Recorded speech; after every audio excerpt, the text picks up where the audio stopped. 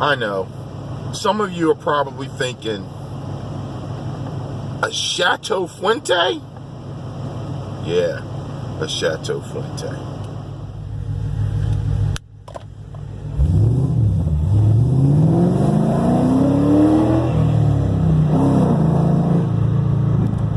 Hello everybody, this is Charles Kelly, and welcome to the Lancer Life.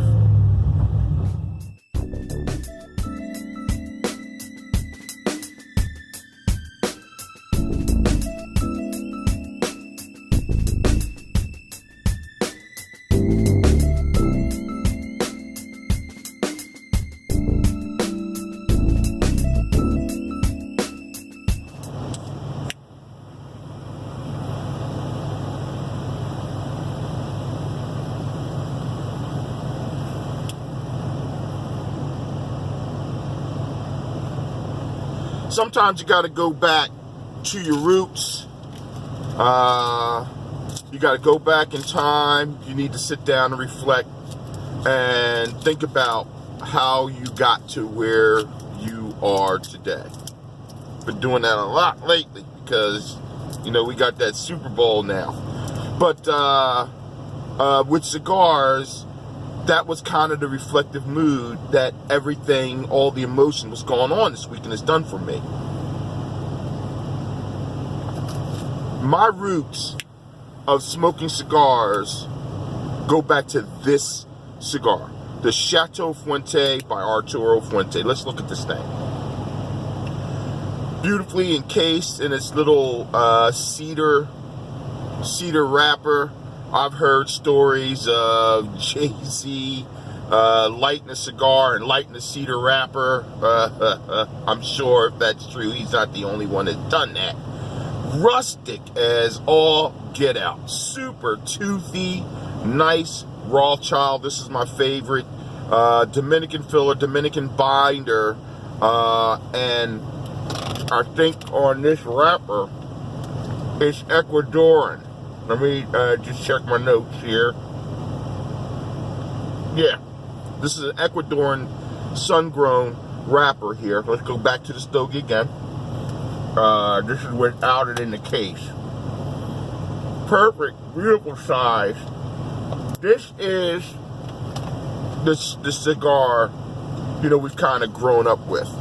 It stayed relatively stable in price over the years. I think this one was had for about $5.85. I think it used to be around $5.35 at Holtz. And of course, if I go back to my old store Holtz, you know, you get a, you know, buy four, get one free, lowers the cigar price tremendously.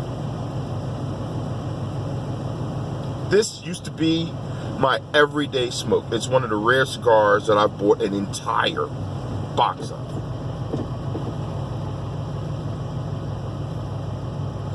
So, in my reflective state of mind, I went back to one of the old original favorites of mine. The Arturo Fuente Chateau Fuente is one of the few cigars that I bought in boxes way back in the late 80s. For me, that's way back. This was my go-to everyday cigar. This was the cigar that lasted me exactly about the 45 minutes to an hour it took to travel from Willingboro, New Jersey to downtown Philadelphia, and from downtown Philadelphia back to Willingboro, New Jersey. It was my perfect commute. It is the reason why I became a Rothschild / Robusto guy. Because of the amount of time it took for the cigar.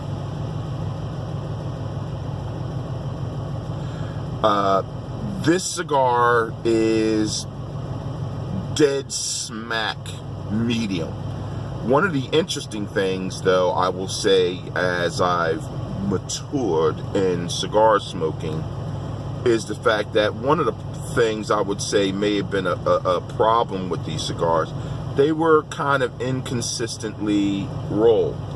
Sometimes you get a medium to full body box, and sometimes it was medium. It never fell below medium, but the strength of the cigar did vary, I must admit. But Always, always a favorite. This is a cigar that I thought enough about to write about in my book, and I'm here bringing it to you today.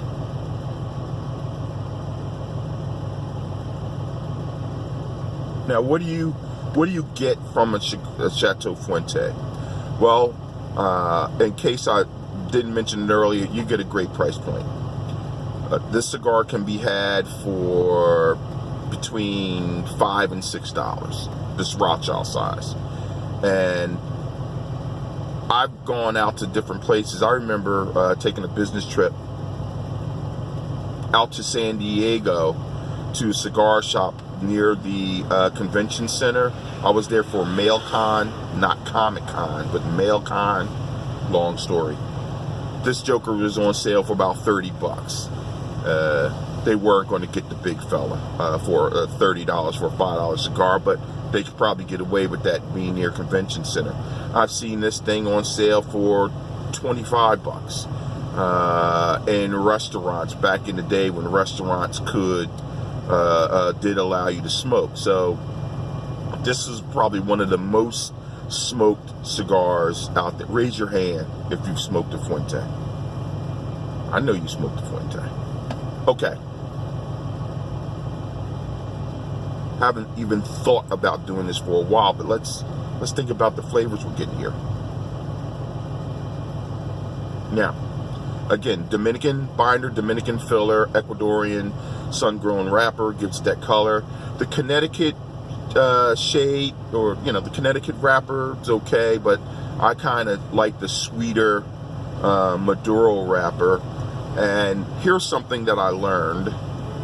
The aged tobacco is on the inside, and a Maduro wrapper is not a reflection of the length of time that it's been aged. Maduro wrappers are relatively younger, according to Rich Rodriguez in a TV show I saw with him. And the challenge with Maduro wrappers is making sure you age it enough so that it still has the dark color and the sweetness begins to develop. If you taste a cigar that tastes like pennies or minerals, and it's a dark wrapper, and you're going like, huh, it's the stuff inside?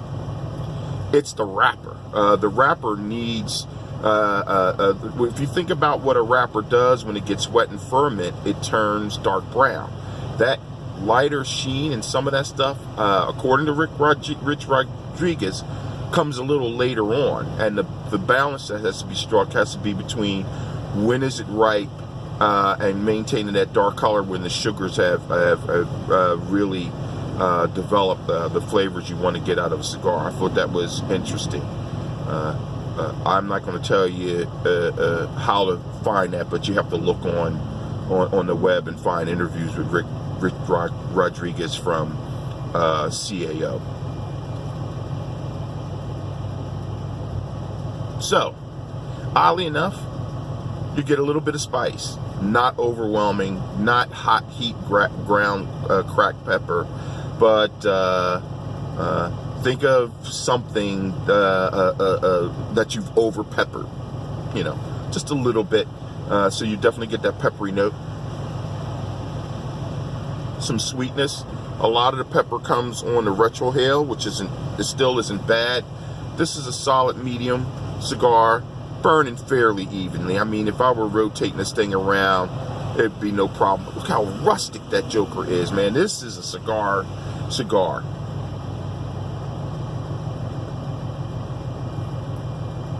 Beautiful draw, nicely, balanced. You wonder sometimes, do we grow up so fast that we reject the things that we've loved? And I love this cigar, and I think you get caught up in trying to get the newest and latest and greatest cigar, that sometimes you got to go back and enjoy something that you used to when you were, back in the day when you were just coming up. Go back and try your old favorite cigar and see, have they done something with the blend to improve it? I mean,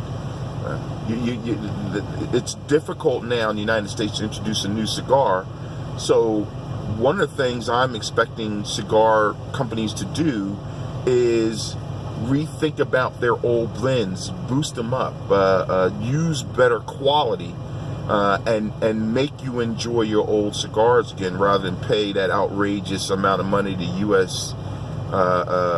DA is charging these guys to introduce new blends. A little bit more age will get you what you need. Better rolling will get you what you need.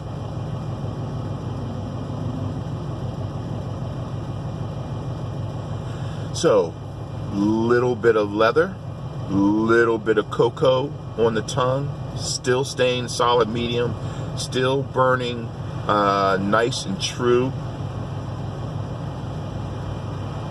Who cares that it's rusting? I dig rusting. So that ought not be a reason to stop smoking these cigars. I mean, Arturo Fuente, I grew up with the Arturo Fuente, I would say, from a cigar standpoint. You know, Chateau Fuentes, Hemingways, Anejos when they first came out, Don Carlos most recently.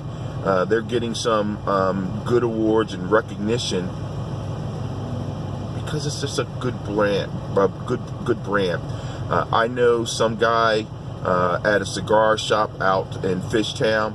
He won't smoke anything other than Opus X. He's got like a box with a wide variety of Arturo Fuente Opus X cigars and special cigars, and I'm going to smoke one of those cigars that Doc gave me, and dedicate the video to him and his generosity.